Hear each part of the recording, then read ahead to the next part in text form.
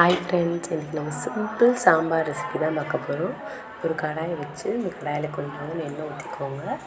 கடுகு, நல்லா கடுகு பொரிஞ்சதுக்கப்புறம் நான் ஊற்றி 20 சின்ன வெங்காயம், ஒரு பச்சை மிளகா நல்லா வதக்கிடுங்க. வெங்காயம் நல்லா வதங்கினதுக்கப்புறம் நல்லா பழுத்த 2 தக்காளி நல்லா வதங்கட்டும்.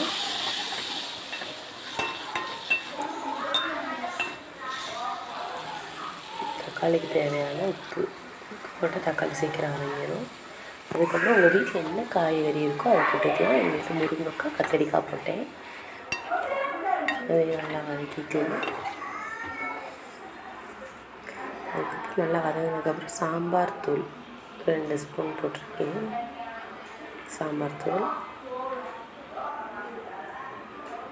நல்லா வதக்கிக்கலாம்.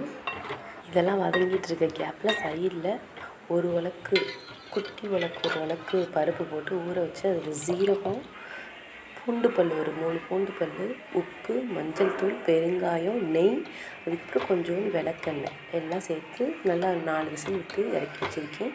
நம்ம வதக்கின காயை அதில் கொட்டி நல்லா உப்பு செக் பண்ணிவிட்டு லைட்டாக புளி வேணுனாலும் நீங்கள் ஊற்றிக்கோங்க. நான் இன்றைக்கி புளி ஊற்றலை.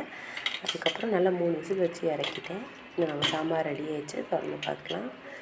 சுட சுட முருங்கைக்காய், கத்திரிக்காய் சாம்பார் ரெடி. சிம்பிளாக முடிச்சிடலாங்க. அவசரமாக எங்கேயா போகிறீங்க அந்த மாதிரி சீக்கிரமாக சாம்பார் வச்சு இறக்கிடலாம். சட்டியில் கொதிக்க விட்டால் தான் ரொம்ப லேட் ஆகும். இது சீக்கிரமாக முடிஞ்சிடும்.